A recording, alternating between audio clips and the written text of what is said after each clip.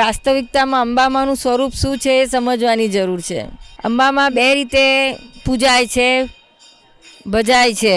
જૈન ધર્મમાં અને વેદાંત ધર્મમાં, હિન્દુ ધર્મમાં બંને જુદા જુદા રીતે ઓળખાય છે, પણ છે તો એકના એક જ.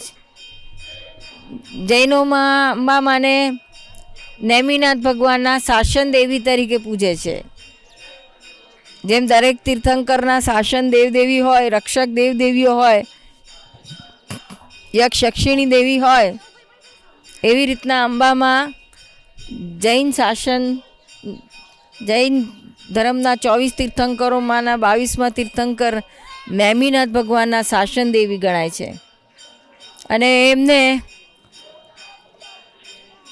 એમનું અત્યારે એ પોતે અત્યારે દેવગતિમાં છે, દેવી તરીકે છે, અને ધર્મનું રક્ષણ કરે છે, પ્રભાવના કરે છે.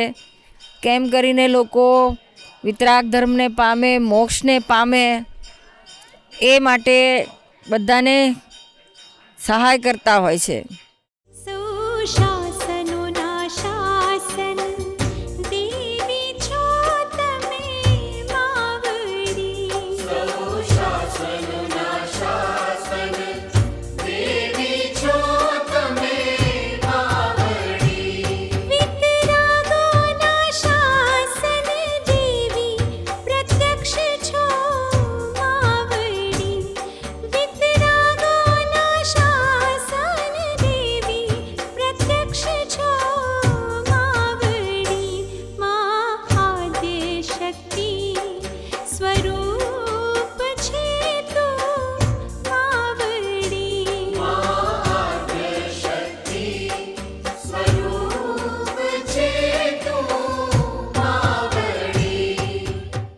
અંબામાં છે, પદ્મામાં છે, બધા શાસન દેવીઓ છે, મોટી હાઈ સ્ટેજની છે. જે મોક્ષે જનારો ભેગ લઈને પડ્યો હોય જંગે, એના ઉપર તો બહુ રાજી હોય. અંબામાં ખૂબ રાજી હોય, બધી દેવદેવીઓ બહુ રાજી હોય કે મારા ભગવાનનું તમે પકડીને ચાલો છો, એ રસ્તે ગયા છે, એ રસ્તે તમે ચાલી રહ્યા છો, તો અમે તો એના માટે સર્વસ્વ છીએ. અને એમનું જીવન જ એના માટે હોય. શું કે જે મોક્ષે જનારા હોય એમને બધી રીતે મદદરૂપ થવું મોક્ષે જવા માટે. સંસારના નહીં, સંસારના વિઘ્નો કે આ મળી જાય, તે મળી જાય, લોભ પૂરા કરવા માટે નથી. મોહ, કપટ, માયા, મમતા, આ બધા માટે દેવદેવીઓ નથી. પણ મોક્ષે જવામાં તમને જે કંઈ અંતરાય આવતા હોય ત્યાં એમની જ્યાં સુધી સત્તા ચાલે ત્યાં સુધી એ તમને હેલ્પ કરે.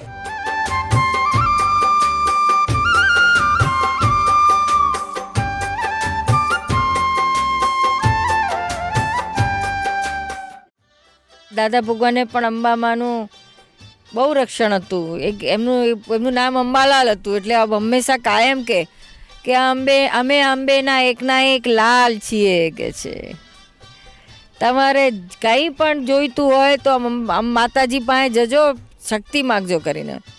અને અંબામાં તમારા એકના એક અંબેના લાલની હું ચિઠ્ઠી લઈને આવું છું કરીને.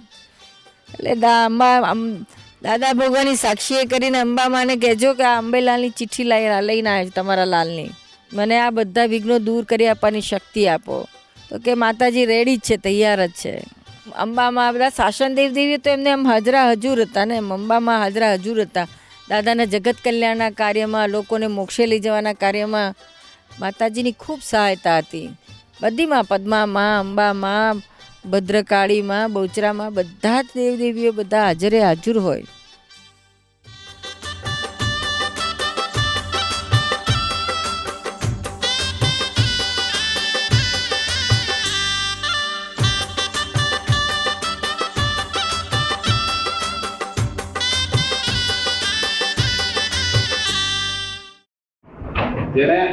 જેને આ પ્રાકૃત ફૂલો જોઈએ છે, પ્રાકૃત ફૂલ, એ પ્રકૃતિ ફૂલવાળી જોઈએ છે, પ્રકૃતિ ફળવાળી જોઈએ છે, એને માતાજીની અવશ્ય ભક્તિ કરવી.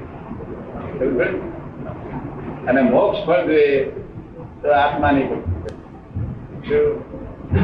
અને દેવ જોઈએ તો દેવ ભક્તિ કરવી. ભગવાન જ્ઞાની જગના